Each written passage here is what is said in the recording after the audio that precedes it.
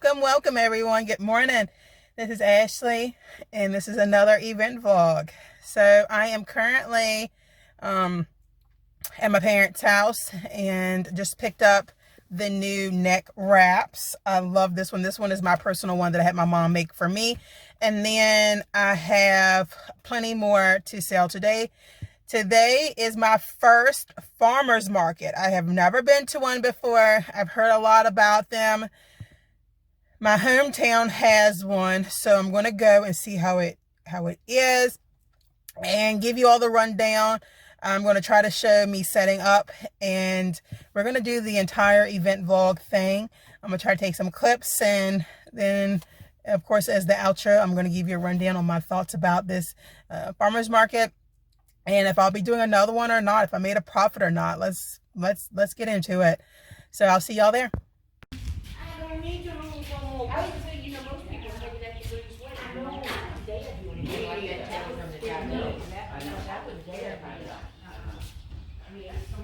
They are finally in. These are the neck wraps.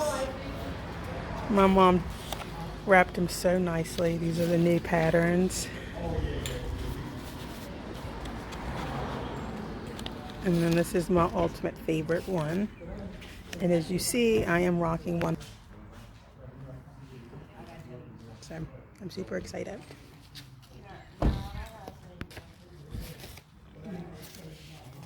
And I even have the new eye pillows and the new patterns.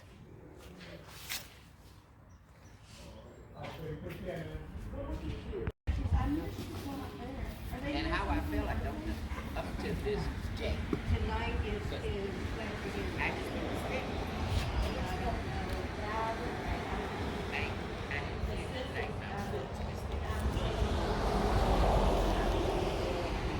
Hey everyone, so I just got back a little while ago from the farmer's market. I'm currently putting away everything back on the shelf, so bear with me if I'm all over the place. I'm just trying to clean up while I have an opportunity.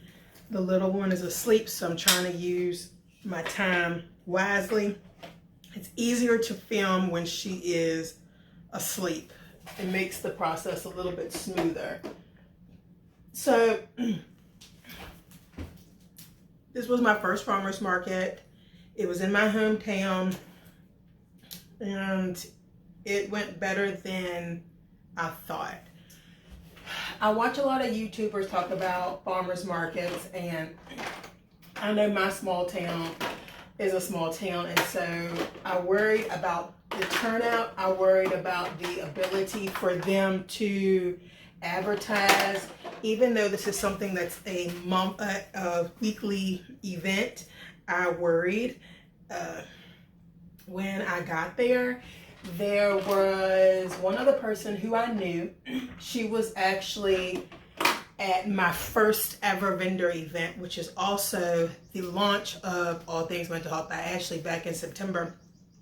So she was there, and she was actually my neighbor. She was the person beside me, and super sweet. And so she was there, and she does baked goods. Well, it was just me and her aunt who was selling also baked goods. So that was it. I was really expecting to see some fruits and veggies and all that stuff, because I know that that's usually why people like to go to farmers markets. But that wasn't the case. I guess here in Virginia, it seems like because of the weather being hot and cold and rainy, then no rain and all over the place, farmers are saying that they are finding it hard to, I guess, farm. I don't know. So farmers haven't been consistent in coming. They may come one weekend, then not the next, and then skip a few weekends, and just very sporadic. And so that could be another reason for the decrease in people. I thought personally it was an increase. Like, I thought that this was a good crowd, but according to the people who have done this before, they said that usually there is a rush from, mind you, it starts at 8:30, so it's a rush from about 8:30 to 9:30, and then it kind of slows down And then there's another rush about 10:30 to 11:30, and then it kind of slows down. There wasn't really a rush, I don't think. I mean, there was a steady crowd, but it wasn't what they were saying it was. So it is what it is. But also, we had to think about it that there's also graduations going on in the surrounding counties. And so that could also be accounting for the slower pace. Either way, I was very satisfied. I made a lot of money for what I put into it. So I'm very, very pleased for that. I sold one of my $20 neck pillows, and I also, surprise, also have one in the fridge waiting for me. But overall, I say it went very, very well. I would do it again. My schedule is very packed, so it probably won't be for a while, but I would definitely do it again. I think that people were trying me for the first time and giving my business a shot, which is always good. But like I said, I think a lot of people mainly came for the fruits and veggies. And so a lot of people just turned back around when they didn't see anybody selling that stuff, which is perfectly fine as well. I personally was hopeful that a veggies person would be there so that I could grab up me some vegetables, because I love me some fruit. But that wasn't the reality.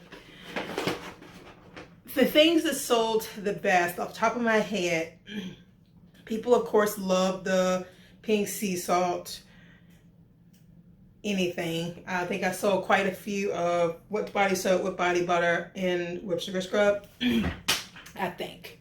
But definitely the body butter and the whipped body soap. A lot of people smelt a lot of stuff, but I think that a lot of people just weren't prepared for me. They didn't know that I would be there, and so they were kind of caught off guard, which is fine too. I had a lot of conversations about if I'd be coming back consistently, and I had to tell them no, I'm not going to be consistently coming back. I may be here once a month, but not every single weekend like some people might do. That's just not in my schedule. I did kind of let them know where I would be at throughout the months, but I think mainly people were there just for the food, which is fine too. One thing that surprised me is that a lot of people bought the larger options, which is great. If you really do the math with my larger options, you'll find that it is cheaper to buy my larger than my smaller. You'll get more for your buck, but people may not be able to spend $22 on something that they've never tried before, and I understand that, which is why I did have the smaller option, because I know people are just trying me out for the first time. Some of them are repeat customers, which I am so grateful for. I'm about 8 months into my business, and I am so glad that I have repeat customers. But a lot of people are not. A lot of people, this is their first time trying me out, and they want to try it out first, which is understandable. So, but I'm very grateful for the people who this is their first time shopping with me, and they just dove right on in and got the larger option. Of course, even though I'm not there on a consistent basis, they are able to order from me online. Now, I will be every month, I will be in that location selling stuff. So like next month in July, outside of there's a building, a recreation center that's having a July Jubilee. Outside of that will be the farmer's market. So even though I won't be at the farmer's market in July, I will be in the Jubilee inside, so people can still come and shop with me in the inside. So I do plan on hitting that area at least once a month till the end of the farmer's market season. So I'm just very, very grateful for the turnout. I didn't have any expectations. I was just giving it a shot and a try to see how it is. Like I said, I've watched a lot of YouTubers talk about farmers markets. I see a lot of my Virginia soap makers talk about farmers markets. So I just really kind of wanted to see what the hype was all about and see if it is something that would be good for me in Southern Virginia. And I think that it will be. I think it will be a good ability for me to get my products out there and people get to know who I am and what I do and get used to me.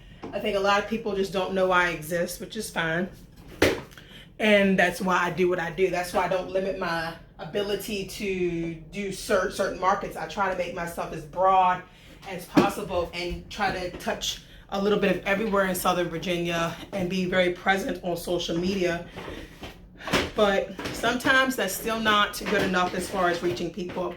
So one of the main questions that I get asked is, do you make all of this? I could say yes, yes, yes all day, every day. But I think people are just kind of taken back because a lot of people are doing the Avon and all of that, which is great. But they're not used to somebody in this area doing what I do. And so I'm always getting the, oh my gosh, I can't believe you do this yourself. I can't believe that you make all of this. This is so cool, which is always good.